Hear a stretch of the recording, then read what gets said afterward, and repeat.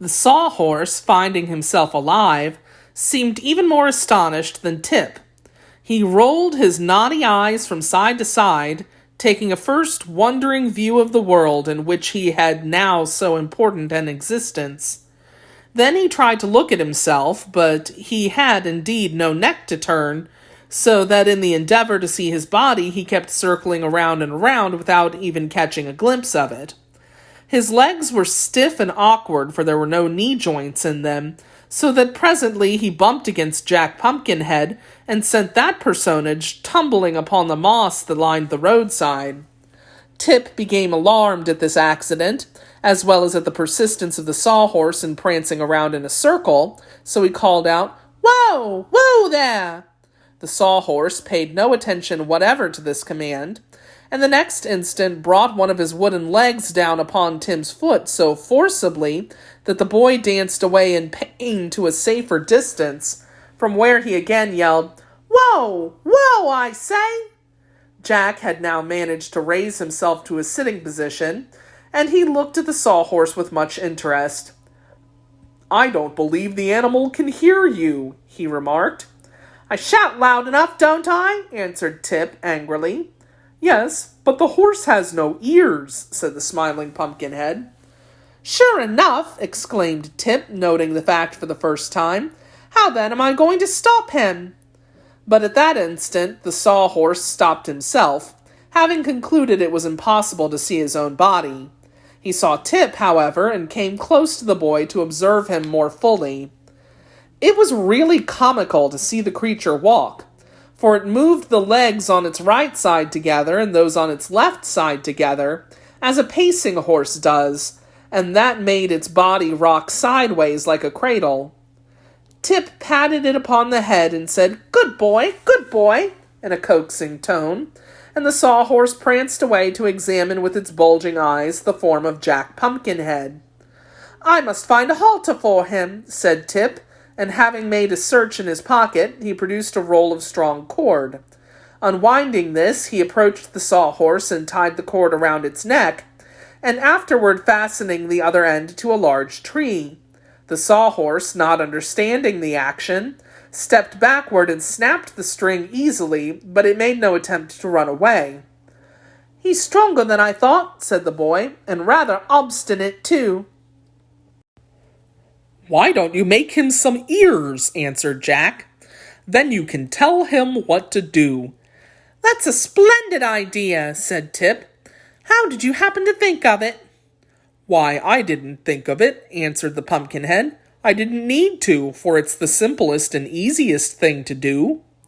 So Tip got out his knife and fashioned some ears out of the bark of the small tree. "I mustn't make them too big," he said as he whittled, "or our horse would become a donkey." "How is that?" inquired Jack from the roadside. "Why, a horse has bigger ears than a man, and a donkey has bigger ears than a horse," explained Tip. "Then, if my ears were longer, would I be a horse?" asked Jack. "My friend," said Tip gravely, "you'll never be anything but a pumpkin-head, no matter how big your ears are." "Oh," returned Jack, nodding, "I think I understand." "If you do, you'll wonder," remarked the boy, "but there's no harm in thinking you understand. I guess these ears are ready now. Will you hold the horse while I stick them on?" "Certainly, if you'll help me up," said Jack.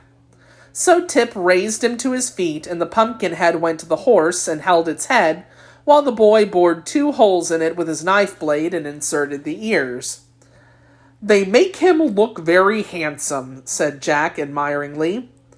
But those words, spoken close to the sawhorse and being the first sounds he had ever heard, so startled the animal that he made a bound forward and tumbled Tip on one side and Jack on the other. Then he continued to rush forward as if frightened by the clatter of his own footsteps.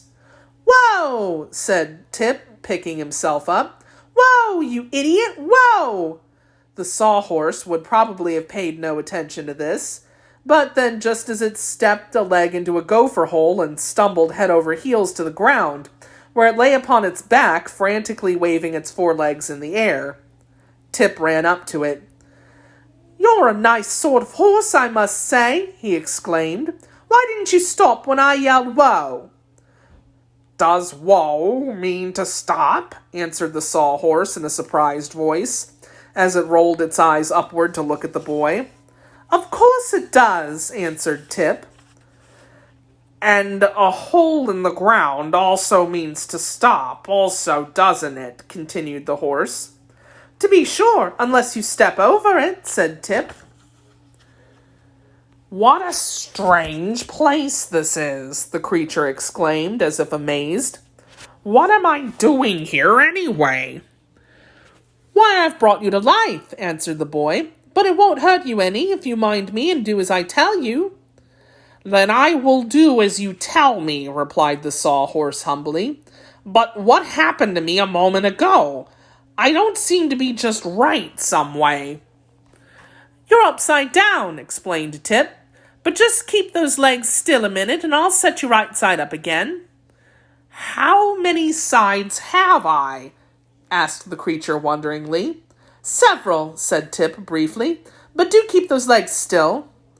The sawhorse now became quiet and held its legs rigid, so that Tip, after several efforts, was able to roll him over and set him upright.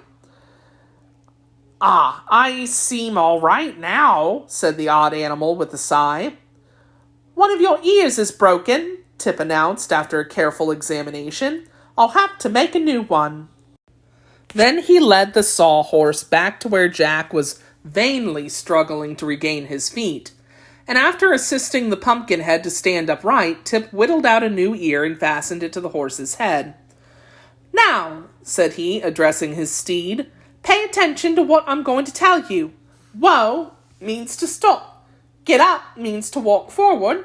Trot means to go as fast as you can. Understand? I believe I do, returned the horse. Very good. We are all going on a journey to the Emerald City to see His Majesty the Scarecrow, and Jack Pumpkinhead is going to ride on your back so he won't wear out his joints. I don't mind, said the sawhorse. Anything that suits you suits me. Then Tip assisted Jack to get upon the horse. Hold on tight, he cautioned, or you may fall off and crack your pumpkin head. That would be horrible, said Jack with a shudder. What shall I hold on to? Why, hold on to his ears, replied Tip after a moment's hesitation. Don't do that, remonstrated the sawhorse, for then I can't hear. That seemed reasonable, so Tip tried to think of something else. I'll fix it, said he at length.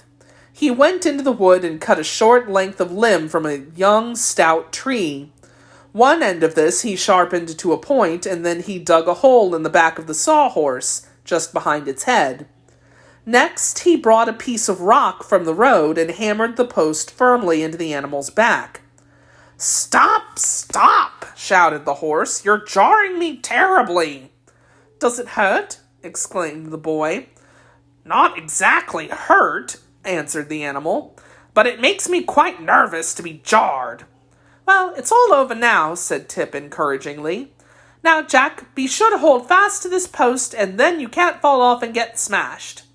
So Jack held on tight, and Tip said to the horse, Get up! The obedient creature at once walked forward, rocking from side to side as he raised his feet from the ground. Tip walked beside the sawhorse, quite content with his addition to their party. Presently, he began to whistle.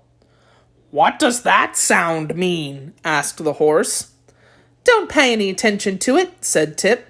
I'm just whistling, and that only means I'm pretty well satisfied. I'd whistle myself if I could push my lips together, remarked Jack. I fear, dear father, that in some respects I am sadly lacking. After journeying on for some distance, the narrow path they were following turned into a broad roadway, paved with yellow brick. By the side of the road, Tip noticed a post sign that read, 9 miles to the Emerald City. But it was now growing dark, so he decided to camp for the night by the roadside and to resume the journey next morning by daybreak. He led the sawhorse to a grassy mound upon which grew several bushy trees, and carefully assisted the Pumpkinhead to alight. I think I'll lay you on the ground overnight, said the boy.